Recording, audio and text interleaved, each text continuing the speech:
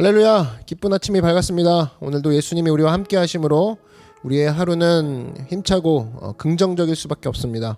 주님이 먼저 앞서가셔서 우리의 길을 다 열어놓으십니다. 오늘도 내 앞에 답답함 또 공허함의 문이 가득 있다라고 여기시는 분들 있습니까? 예수님이 오늘 앞서가십니다. 그 앞서가시는 것을 우리가 바라보고 오늘도 예배 가운데 승리하는 모두가 되기를 바랍니다. 제가 기도하고 함께 나아가죠. 사랑해 주님 감사합니다. 예수님이 앞서가십니다. 내가 앞서갈 때는 답답했지만 예수님이 앞서가심으로 나는 맡기고 따라가는 존재입니다. 오늘 그 가벼운 마음으로 예배하며 능력 있게 쓰임 받는 우리가 되게 하여 주시옵소서. 예수님의 이름으로 기도드렸습니다. 아멘. 함께 하나님 말씀 보겠습니다. 사무엘상 26장 1절에서 12절 말씀 함께 보겠습니다. 사무엘상 26장 1절에서 12절 말씀 우리 다 같이 한 목소리로 합독하겠습니다.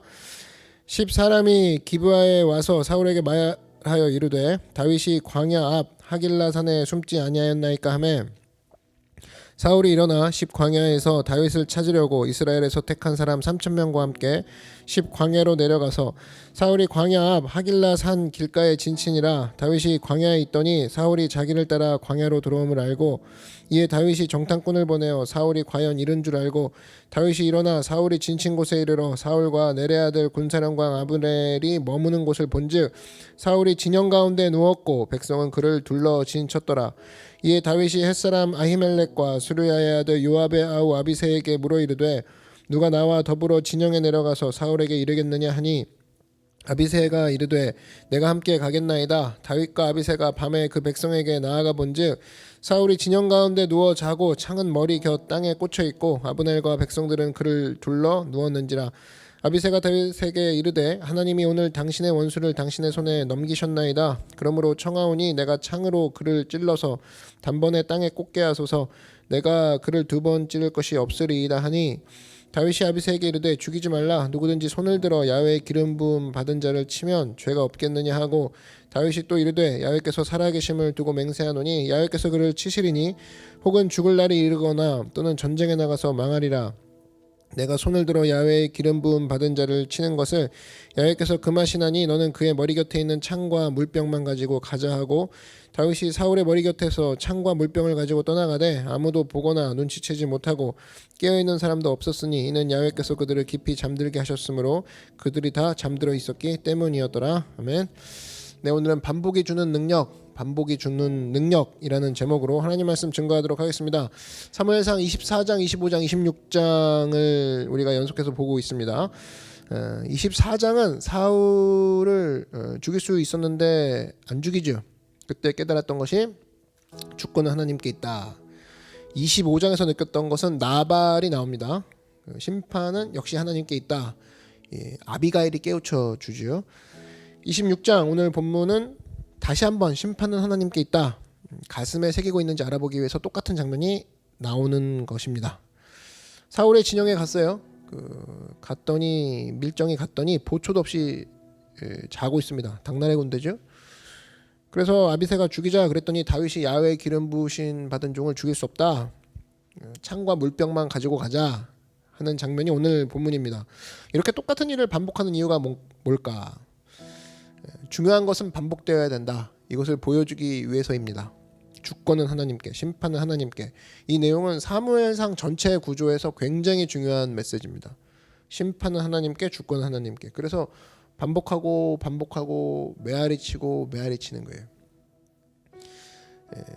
우리가 말씀과 권위 앞에 복종하는 거 굉장히 중요합니다. 복종하는 거 굉장히 중요한데 명문 집안이 이런 걸 잘해요. 계속 반복해서 복종하는 걸 보여줍니다. 콩가루 집안의 특징은 뭐냐면 위아래가 없습니다. 버릇도 없고 순종도 없고 질서도 없습니다. 그러나 진정한 말씀에 대한 복종이 있는 가정, 이것을 소위 기독교 명문 가정이라고 하죠. 특별히 하나님 말씀 앞이다 그러면은 무조건 복종하는 거. 이게 기독교 명문 가정입니다. 우리 한국교회 유명한 분이 계신데 이분이 리더십으로 유명한 분이십니다. 리더십을 발휘하신 분이에요. 한 분이 물어봤대요. 목사님의 리더십의 비밀은 어디에 있습니까? 그랬더니 이분이 참 어른을 잘 섬기는 분입니다. 스승을 잘 섬기는 분이신데 이분이 표현하기를 내가 한 사람에게 충성했더니 나중에는 모든 사람들이 저를 따르더군요. 의미가 있다고 생각합니다. 우리가 모든 사람에게 일일이 다 교육한다고 될 게 아니라 그냥 이분은 오직 한 사람에게 충성하는 모습 이것만 있었다라는 거예요. 그랬더니 다른 사람들이 이것을 바라보면서 아 저렇게 해야 되는 거구나 깨닫기 시작했다라는 겁니다. 특별히 효자가 있는 집에서 효자가 난다고 그러지. 이유가 뭐냐? 한 사람한테 잘한 거죠. 한 분의 아버지, 한 분의 어머니. 그 한 분에게 잘하는 걸 통해서 옛날에는 자녀가 많았죠. 10명, 20명. 그거 보고 배우는 거예요. 일일이 다 교육하지 않아도 아 우리 아빠가 할아버지를 저렇게 모시는구나. 그거 보고 배우는 거지. 따라가는 거죠. 그러니까 똑같은 반복 효과라는 겁니다. 반복 효과. 권위 앞에 순종하고 복종하는 것들이 사실은 전체를 다 변화시킬 수 있더라. 부모가 말씀 앞에 순종하는 모습을 보여주면 아이도 그걸 따라해요. 일일이 앉혀놓고 순종해 복종해 이걸 가리켜서 되는 게 아니라는 거죠. 그래서 아이가 부모한테 배우는 건 어려울 때일수록 부모가 말씀 앞에는 잠잠하더라. 예배 때는 또 기도할 때는 하나님만 바라보더라. 아이는 그거 보고 배우는 거예요. 그래서 일일이 쫓아다닌다고 되는 게 아니다. 결과적으로 내가 하고 있는 대로 아이는 그대로 따라하는 거죠.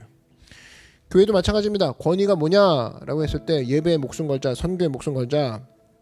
그래서 당 시대보다 더 중요한 가치를 시대에게 제시해 주는 거, 기준 잡아 주는 거 이게 중요합니다. 신명기를 보면 알 수가 있죠. 신명기에 보면은 반복이 계속 나옵니다. 반복의 중요성. 그래서 항상 기억하라 이 단어가 계속 나와요.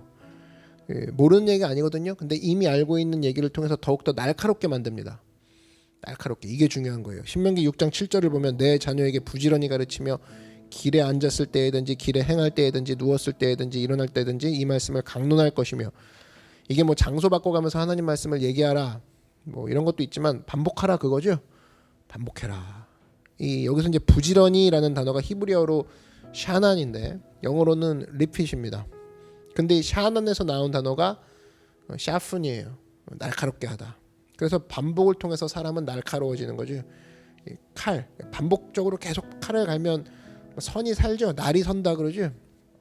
이 반복이라는 게 그래서 자녀들을 날카롭게 만들고 하나님 앞에 무기와 같이 하나님 나라의 무서운 무기처럼 만들어 버린다. 그게 반복의 능력이라는 겁니다. 여러분 그래서 명문 가정은 다른 게 아니에요. 가장 중요한 말씀 하나를 딱 붙들고 계속 반복하는 겁니다. 가장 중요한 말씀 딱 붙들고 하나님 앞에 계속 반복하는 거예요. 명문 교회도 다른 게 아니에요. 가장 중요한 말씀 붙들고 하나님 앞에 반복하는 거. 여러분 가정에 반복되는 거 뭐예요? 한번 녹음해봐요. 내가 자녀에게 계속 반복하는 건 뭔가? 하나님 말씀인가? 내 잔소리인가? 그리고 한다 그러면 난 무슨 기준으로 얘기하는 것인가? 그리고 또 나는 뭘 보여주고 있는가? 아이가 지금 하고 있는 게 내가 하고 있는 거예요. 그 성도가 하고 있는 게 목사가 한 거예요. 그 성도는 목사 따라가요. 똑같이 가는 거죠. 명문교회는 그래서 말씀을 반복하고 명문 가정도 말씀을 반복하고 반복하는 거 체크해야 된다는 겁니다. 다윗에게 오늘 반복하시는 거 있죠? 심판은 하나님께 있다. 그래서 전체 분량 31장 가운데 무려 3장이나 반복됩니다. 24장, 25장, 26장. 주권은 하나님께 있다. 이 정신을 잃지 말아야 된다는 거예요. 신약 성경에 넘어오면은 씨 뿌리는 비유가 나옵니다. 예수님이 이제 말씀하시는 것들이 나오는데 사실 거기서 굉장히 많이 반복되는 것들이 있죠. 신약 성경마다 보면 비유들, 십자가, 예수님이 말씀하시는 주요 내용들 계속 반복되죠. 그 반복이 중요한 게 그거예요. 예수님이 계속 강조하고 있구나 깨닫게 되는 거죠. 어떤 사람은 뭐 리더스 다이제스트 같은 성경이 있습니다. 그러니까 중복된 거 다 빼놓은 성경이 있어요. 스토리 위주로만. 제가 볼 때 올바른 방법이 아닙니다. 성경이 반복하면 우리도 반복해야 된다는 거예요. 반복 싫어하는 사람 있죠. 이거 왜 또 읽어? 다 아는 내용인데 아는 내용이지만 계속 하는 이유는 강조하는 거예요. 아는 내용인데 내가 지겹다고 느끼는 이유는 내가 아직 내게 안 됐다는 겁니다. 그래서 쉽게 지겨워하고 쉽게 막 실증내고 반복은 필요 없어라고 얘기하는 것들 올바른 방법이 아니다라는 겁니다. 설교도 반복하는 거죠. 사람을 변화시키려면 반복해야 돼요. 성경에서 10번 반복하면 설교도 10번을 반복해야 돼요. 그게 맞다라는 겁니다. 성경과 같은 맥박을 가지고 뛰어야 돼요. 왜냐? 중요하기 때문에. 중요해서 반복하는 거예요. 중요해서. 사실 24장, 25장, 26장 이거는 뭐 이하 동문 그렇게 해서 넘어갈 수 있습니다. 근데 중요한 건 뭐예요? 반복이 중요해요. 반복. 여러분 삶 속에서 가장 중요한 거 반복을 통해서 지금 뭔가 새겨지고 있는 거예요. 반복을 하니까 난 모르겠고 머리도 아프고 왜 반복하는지 모르겠어.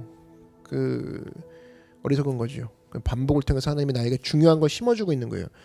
반복을 통해서 내가 지겹다라고 느낄 게 아니라 반복을 통해서 내가 가장 중요한 걸 새겨주시고 계시는구나.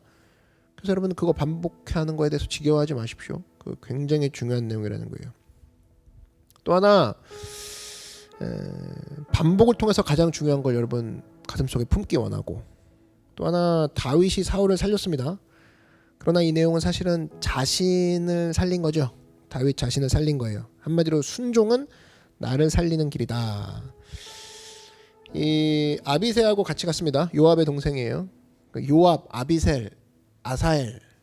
그러니까 이 집안은 전부 다 용사가 많아요. 무지무지하게 센 집안이 요압 집안입니다. 다윗 집안은 뭐 형제가 많긴 했지만 비리비리했죠. 근데 요압 집안은 굉장히 셌어요. 그런데 그 옆에서 계속 다윗이 데리고 다니면서 반복적으로 보여주는 게 뭡니까? 교육하는 거죠. 야훼의 기름 부음 받은 종을 우리가 손을 대면 안 된다. 그걸 알려주는 거예요. 그래서 다윗 왕과를 보시면 요압 집안에서 반란이 없죠. 왜냐? 반복적 실습 교육을 계속 다윗으로부터 받았기 때문에. 우리 왕은 사울을 죽일 수 있었음에도 죽이지 않았어. 그때 기억을 해보니까 기름 부음 받은 자를 우리가 죽일 수는 없대.